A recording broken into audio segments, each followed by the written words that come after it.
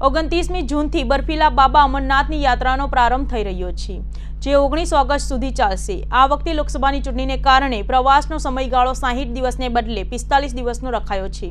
યાત્રા પર જનારા શ્રદ્ધાળુઓ માટે ફિટનેસ સર્ટિફિકેટ ફરજિયાત છે, જેમાં નવી સિવિલ મેડિકલમાં સર્ટિફિકેટ આપવાની કામગીરી આજથી શરૂ કરવામાં આવી છે। આ વખતે અમરનાથ યાત્રા માટેનું રજિસ્ટ્રેશન 15 એપ્રિલે સોમવારથી શરૂ કરવામાં આવી રહ્યું છે। એક જ દિવસથી ચારધામનું યાત્રાનું પણ રજિસ્ટ્રેશન શરૂ કરવામાં આવશે। જો કે અમરનાથ યાત્રા માટે મેડિકલ ફિટનેસ સર્ટિફિકેટ ફરજિયાત કરવામાં આવ્યું છે। આ સાથે શ્રદ્ધાળુઓને સરકારની ગાઈડલાઈનનું પાલન ફરજિયાત કરવું પડશે। ચારધામ યાત્રા માટે યાત્રીઓને કોઈપણ પ્રકારના મેડિકલ ફિટનેસ સર્ટિફિકેટની જરૂર નથી, એવું સ્થાનિક તંત્રનું કહેવું છે। સર્ટિ મેળવવા શ્રદ્ધાળુઓએ આ ડોક્યુમેન્ટ સાથે લઈ જવા યાત્રા પર જનારી વ્યક્તિના પાસપોર્ટ સાઇઝના 4 photograph, Aadhaar card, PAN card, voting card, driving licence સહિત કોઈપણ એક photo, ID proof, health certificate ફોર્મની 2 નકલ પણ યાત્રીઓને લાવવાની રહેશે। પહેલીવાર અમરનાથ યાત્રા પર જવા ઈચ્છતા દિવ્યાબેને જણાવ્યું હતું કે સિવિલ હોસ્પિટલમાં આજે હેલ્થ સર્ટિફિકેટ માટે આવ્યા છીએ। પહેલીવાર અમરનાથ યાત્રા પર જવાનો અનુભવ કરી રહ્યા છીએ। ખૂબ જ એક્સાઇટમેન્ટ છું। અત્યાર સુધીમાં 400 ટોકન અપાઈ ગયા છે। સિવિલ હોસ્પિટલના આરએમઓએ ડૉક્ટર કેતન નાયકે જણાવ્યું હતું કે અમરનાથ યાત્રામાં પર જવા ફિટનેસ માટેનો જે નિયમો છે એ સાઇન બોર્ડ તરફથી નક્કી થયા છે।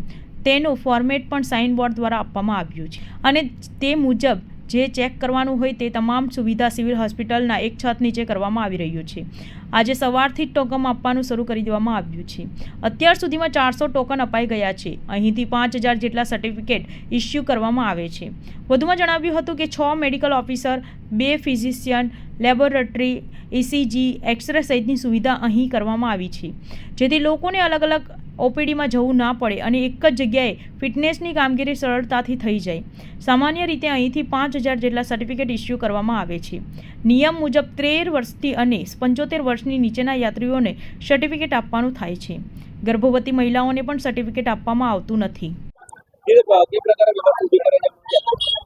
સાહેબે જણાવ્યું તેમ એક છત નીચે તમામ પ્રકારના ફેકલ્ટીઝ રાખ્યા છે, જેથી medical officer, physician, laboratory, ECG વગેરે તમામ જે શ્રાઇન બોર્ડના ક્રાઇટેરિયા મુજબ ફિટનેસ માટે જે કંઈ કરવાનું થાય છે એ તમામ સુવિધાઓ એક છત નીચે ઓલ્ડ ટ્રોમા સેન્ટરમાં રાખવામાં આવી છે, જેથી યાત્રીઓને અલગ અલગ ઓપીડીમાં જવું ના પડે। એક જગ્યાએથી એનું તમામ કામ પતી સારી રીતે સુચારુ ઢબે થઈ શકે અને એ લોકોને બેસવા માટે પણ સિટિંગ એરેન્જમેન્ટ પણ વ્યવસ્થિત રાખવામાં આવી છે અને પાણી સહિતની તમામ આ ગરમીને કારણે રાખવામાં આવી છે। લગભગ 5000ની આજુબાજુ એપ્રોક્સિમેટલી દર વર્ષે સર્ટિફિકેટ ઇસ્યુ થતા હોય છે સિવિલ હોસ્પિટલ ખાતેથી। આજે પણ આપણે 500 ટોકનનું આયોજન કરેલું હતું, અત્યારે 400 ટોકન થઈ ગઈ છે।